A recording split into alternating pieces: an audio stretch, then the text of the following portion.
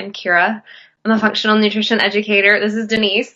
She's a functional medicine health coach, and we work with busy working women to get to the root cause of their chronic fatigue, anxiety, and depression. And what we call mental illness is almost never a brain sickness. We think that, with anxiety and depression, things are going here, where actually it isn't. The body and the brain are very, very intimately interconnected, and dis-ease in the body often creates dis-ease in the brain, thus creating dis-ease in the emotions, in our emotions. So when it becomes more significant, we give it a name. Just like inflammation, when inflammation becomes more significant, now it's called arthritis, and now it's called fibromyalgia.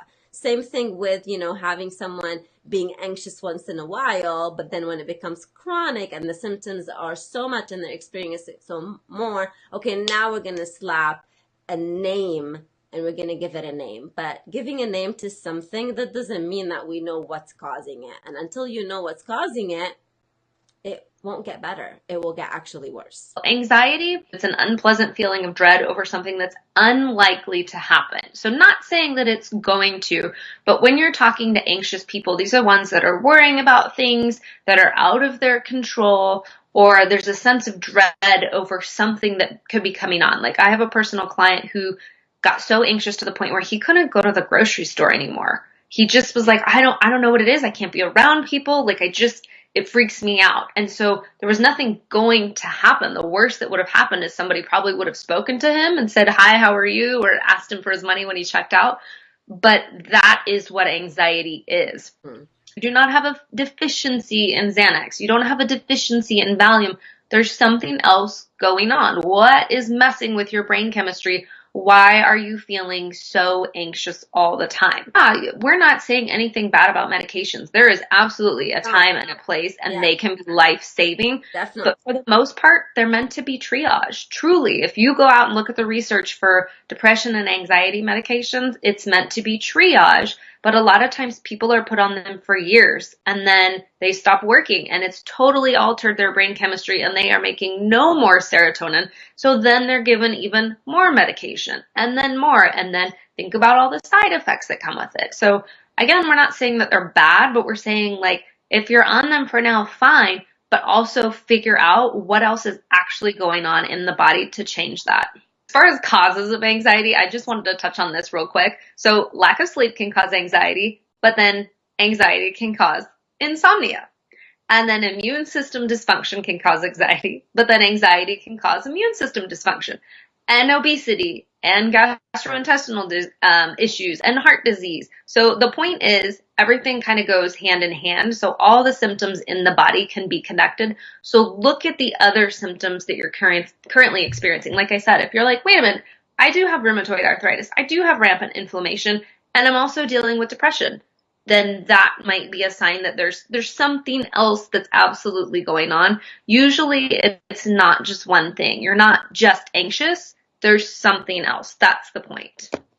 So common root causes of anxiety, lack of sufficient restful sleep, and having insomnia. This definitely can cause both anxiety and depression and a whole lot of other things, lack of energy, vitamin deficiencies, and so forth.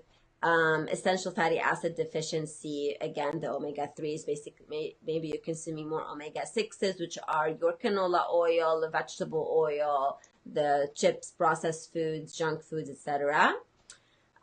Stimulants such as caffeine, sugar, sweeteners. Here are some tips for if you have anxiety.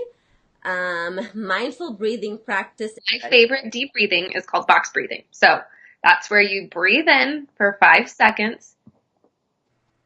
Denise is going to demonstrate. And then you hold it at the top. Okay, wait. Not well. And then you hold it at the top for 5 seconds. And then you breathe out for 5 seconds. And then you hold it at the bottom for 5 seconds. And then you do this 5 times, hence a box. She's just making a giant box. That alone, not Not saying it's going to eliminate all anxiety. Suddenly you're cured. You don't need medication. No. No, that's just In, a tip. And the in tips, moments of anxiety. realize that the tips that we're giving you are can also be triage, a trial until you get to the root cause. Yeah. And I mean, honestly, that mindful breathing is good for anything. If you're not even taking time for yourself out of the day, just do that. So the second one is withdrawal from caffeine and alcohol. And I know this can be a little bit hard, but if you do have a legit diagnosis of anxiety and depression, or you experience anxiety literally all the time, try to withdraw from caffeine and alcohol for maybe, like 2 weeks or so, so you can see if your symptoms get better, because those are stimulants and they may give you, like I said, energy at the beginning, or they may calm you down. However, their side effects is way stronger than the short effect that they're giving you. And of course, cutting back on sugar sweeteners, leading more into consuming a more low glycemic diet. So we're not saying cut back on all fruits, but kind of like, eat the fruits that are low glycemic, such as strawberries, blueberries, Very, all the berries are yeah. glycemic, and you can look it up online. Go Google low glycemic fruits or low glycemic vegetables. And so, cut back on the carbohydrates. If you do eat a lot of bread, a lot of pasta, so you want to cut back on that. If you have any questions, send us a message or email us.